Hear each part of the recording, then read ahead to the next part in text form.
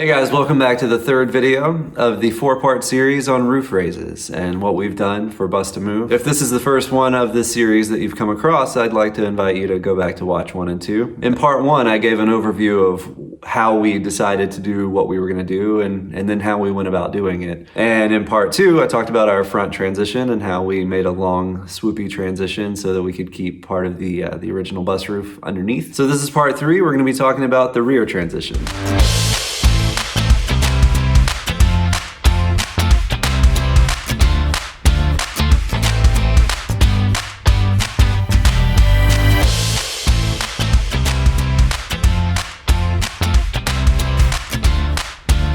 So the rear transition was one of the biggest underestimations that we've done to date on this project. When we decided to raise the roof, we decided that the rear transition should be just a flat wall because there's no sense in taking the time to make all the curves and slopes and everything like you would do in the front, in the rear also. And we thought that would take a lot of time and a lot of effort to do. And I also didn't want to go through the process of cutting the entire bus apart and trying to figure out how people do the transition that runs all the way to the rear. And in hindsight, I would have rather done it that way. Our bedroom is in the back of the bus. We have a California King, and we decided to cut it short and do a flat transition because who needs that extra room?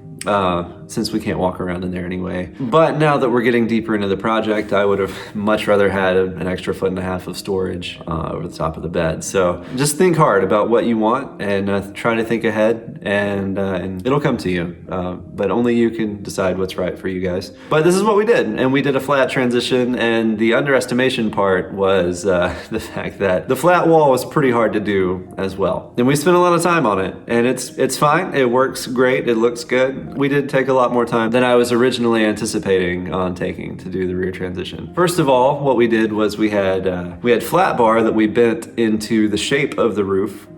We had a pretty inconsistent cut across there. That was one of the first cuts we made into the sheet metal, and we didn't quite have the process situated yet to draw a proper perpendicular line across the middle of the bus. And you may be smarter than that, I don't know. Go ahead and smash the like button on the video and then comment and tell us what you've done and start some conversations here, because this is what this is about. We're here to join the conversation on YouTube and Skoolies and school bus conversions or whatever you call it, whatever you want to call it. We're here. So we bent some 2.5 inch and some 3 inch flat bar into the shape of the curve of the roof.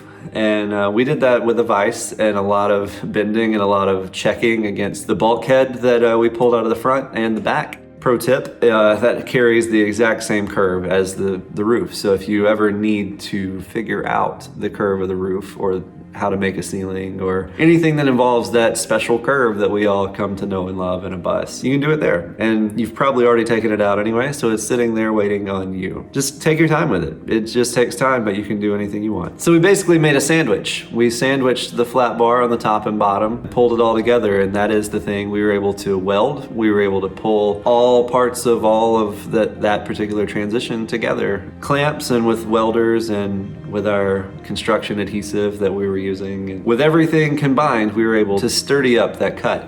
And one of the main reasons it needed to be sturdy was we went around and around on exactly where to cut. We were at one point even thinking like, let's split the hat channel in half because it'll be strong on both sides and it'll be a place to weld to and things like that. And that may still be a great idea, but we ultimately chose not to do that. But with the flat bar on the top of the curve and the bottom of the curve, with the sheet metal right in the middle, as a 6'4" full-grown person, I can stand right on top of the cut when I'm standing on the roof. And it's exactly halfway between both hat channels, and it holds me up. So strength, man. That 3/16 steel on both sides with the same curve as the sheet metal, it's pretty strong. After that, we had in our barn, we had a ton of 1 inch angle iron. So a trick that I've seen done in landscaping is they take a saw and they cut a bunch of strips across a 1x4 or something, and that enables you to curve the board. And so that's how people make pretty rounded shaped flower beds and things like that.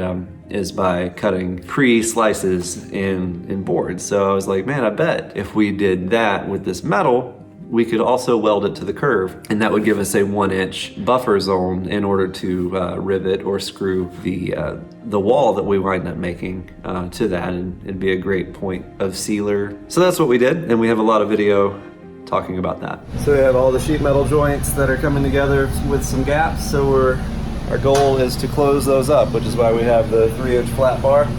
It's curved to the curve of the ceiling, and it goes right in here like something like that. We'll clamp it in. I'll show it to you clamped in just a second, but it'll go just like that, more or less. And so that covers the joint right there from the inside. And then we have this long piece that fits the curvature of the top. We have this massive gap in here, like that. So it goes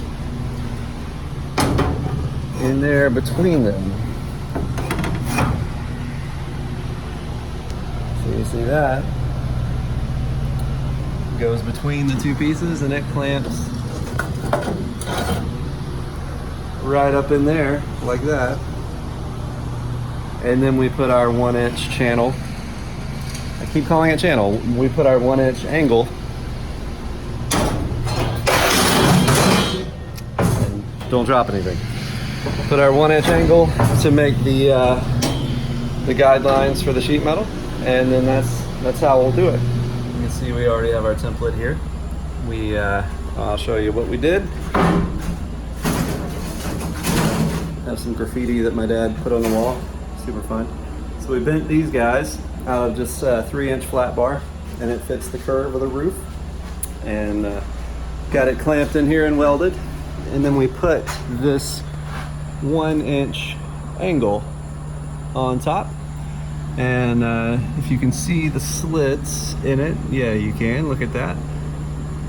So a lot of people cut little slits in wood and make landscaping forms and stuff like that. So we decided to use the same process and do it here. And we got our paper cut here, and it'll be something similar to that. We made our template, and it fits nicely on the channel, just like this. I keep saying channel, but it's definitely just angle. Welded into the flat bar.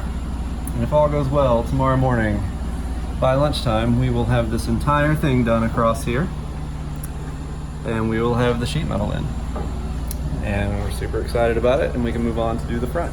So I'm a firm believer in your life circumstances prepare you for some of your next life circumstances. And who didn't enjoy coloring and drawing on paper and cutting out things and all that? So that's what you get to do a lot of when you're building a tiny house in a school bus. So once we had our hole cut, once we had it braced, once we had everything welded, once it was strong enough, it was time to make the wall. We took some butcher paper. If you can't use that, you can use poster board, anything like that. But basically put something soft, something pliable in the hole. Trace as much as you can, trim as much as you can, get it down to where that fits. And we did that all the way across, and we taped a bunch of pieces together and things like that, and we made a paper wall. And from there, we decided it's not quite ready because of the flex and the bow and everything like that. It was time to try something a little less permanent than metal and less expensive than metal, so we got a piece of 1/4-inch plywood. And we transferred the paper template to the wood just to see how a more solid structure piece would work.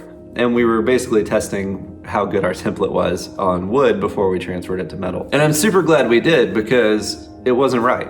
So there were a lot of gaps, a lot of holes, a lot of places where the points just didn't work and the curve just didn't work. So we were able to get the wood in there and really get a feel for what may have happened, what may have gone wrong. We were able to take our same butcher paper that we had, and we were able to staple it. We just had a stapler. So we stapled the paper to the wood in the gaps, and we were able to retrim the paper that was stapled to the wood now, so it couldn't flex. It couldn't bend, it couldn't get weird or anything like that. So we stapled the paper to the wood, cut the curves, and then made sure that was right. And then that was ultimately what we transferred to the metal. And then by the time we transferred it to the metal and cut out the metal was right on. We did a test fit with the metal and had to trim just a little piece on the driver's side of the bus. We had to notch it out with the angle grinder, just a little bit. And then it fit in the hole, and we glued it, and we were done. And from there, we just took a good last once over with the welder and got the sheet metal on top of the roof tacked down to our flat bar that we had put in place. From there, we put sealer all over the whole thing, and now it's perfectly watertight, and it's a good little wall, and it's right there. So thank you again. Thank you so much for joining us in part 3 of the Roof Raise series. I really hope that it added value. I really hope that it brought something to the table that maybe you had not thought about before. Maybe you were nervous about tackling this, but maybe hopefully this gave you a little more confidence to go forward doing that. We'd love to hear about it. I'd love to hear your story either way. One way or the other, we'd love to hear from you, and I'd love to invite you to write some comments down there. Just tell us your name. We just want to know who's watching the videos, and we're just looking forward to meeting anybody and everybody that we can through this platform. So thank you so much, and we hope to see you again in part 4. Tell your friends. Bust love.